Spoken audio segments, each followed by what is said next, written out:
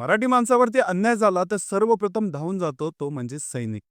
हा सैनिक एवढा हिंमतवान असतो की स्वतःच्या अंगावरती एवढ्या केसेस असतात यांना फरक पडत नाही. कारण मराठी माणसावरती अन्याय झालेला आहे.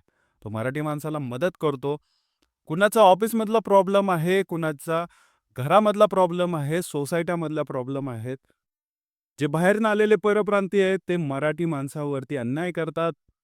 इवन सोसायटीमध्ये जरी राहत असेल तिथं अन्न शिजवण्यापासून ते ऑफिसपर्यंत हरेस्ट केलं जातं, डावललं जातं. चांगलं काम केलं तरी त्यांना डावललं जातं.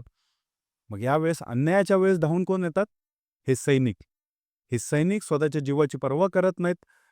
हे सैनिक स्वतःच्या अंगावरती किती केसेस पडतील, एखादी केस जर पडली तरी त्या माणसाला समोरच्या घाम फुटतो. ह्यांना काहीही फरक पडत नाही. हे त्या मराठी माणसाच्या मागं ठामपणे उभा असतात.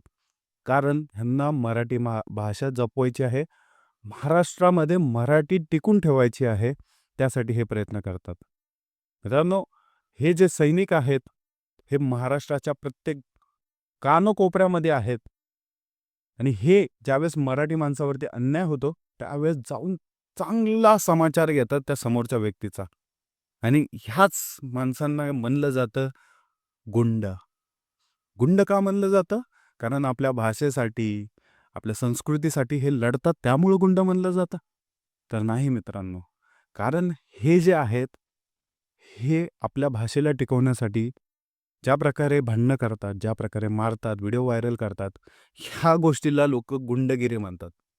हां, परंतु एखाद्या दुसऱ्या पक्षामध्ये जर गावगुंड भरलेले आहेत, जे खून करतात, मर्डर करतात, मारतात, पैशाची चोरी करतात, हे गावगुंड आहेत. असले लोकं एखाद्या पक्षामध्ये भरलेले आहेत. लोकं त्यांना निवडून देतात आणि त्यांच्या समोर लावलं जातं आमदार, खासदार, नगरसेवक, दादा, आमचे मामा.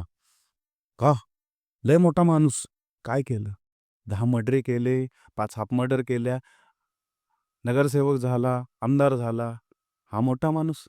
का मराठी माणसाची भाषा टिकवण्यासाठी जो परप्रांतीय लोकांना मारतो, तो तो गुंड.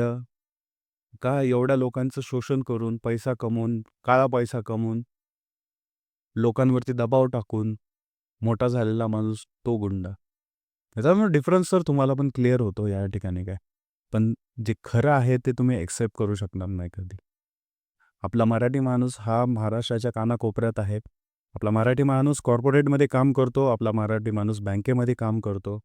मित्रांनो, ज्यावेळेस आमच्यासारखे माणसं ऑफिसमध्ये जातात, त्यावेळेस तुम्हाला एक गोष्ट मी सांगतो, आमच्यासारखं कष्ट हे कोणच करत नाही. आम्ही एवढे कष्टाळू असतो, की आमचा जो टाईम आहे त्या टायमिंगमध्ये आम्ही कष्ट करतो.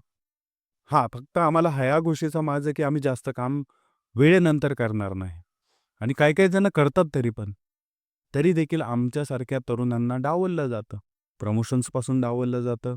ऑफिस पॉलिटिक्स होतं आमच्यासोबत. एवढंच नव्हे, एखाद्या फ्लॅटमध्ये जर आमच्यासारखे तरुण राहायला गेले, तरी आम्हाला घर देत नाहीत.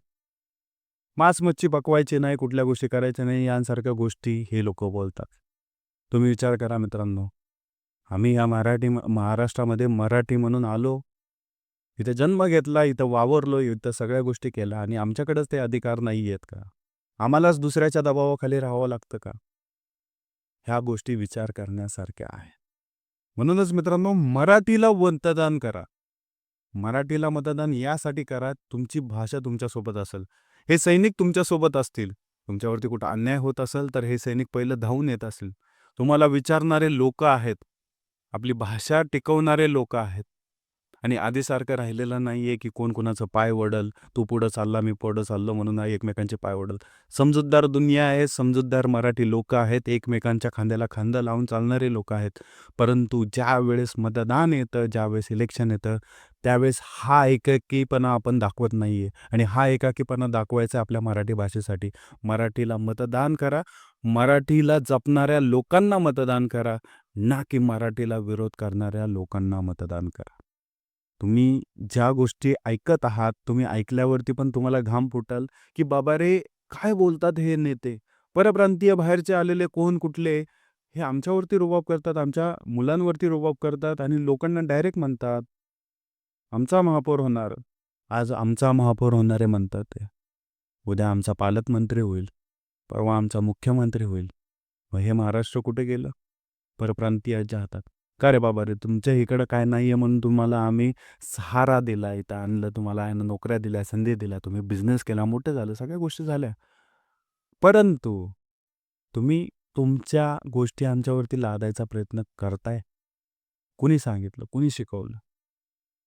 कोरडं कंट्रोलमध्ये राहावा, मराठी भाषा जपा, मराठी भाषेला मतदान करा, ना की ऐऱ्या-गैऱ्या कुठल्या भाषेला मतदान करू नका. एवढंच माझं सांगणं राहील मित्रांनो. जर तुम्हाला अन्याय सहनच करायचा असेल आयुष्यभर, जग इंग्रजांच्या काळापासून सहन करत आलेलो आहे, तशाच गोष्टी आपल्याला पुढे चालू ठेवायच्या असतील, तर करा बिनधास्त तुम्हाला ज्याला मतदान करायचं आहे ते. परंतु मराठी भाषेला मतदान म्हणजेच सर्वसामान्य मराठी माणसाला मतदान. याचवरनं मी तुम्हाला एवढं सांगू इच्छितो मित्रांनो, मी कुणाबद्दल बोलतोय, कशाबद्दल बोलतोय, जर तुम्ही गेस केला असेल तर कमेंट सेक्शनमध्ये सांगा की मला याला मतदान केलं पाहिजे. नक्कीच व्हिडिओ आवडला असेल तर लाईक करा, सबस्क्राईब करा. भेटूया पुढच्या व्हिडिओमध्ये. जय हिंद, जय महाराष्ट्र.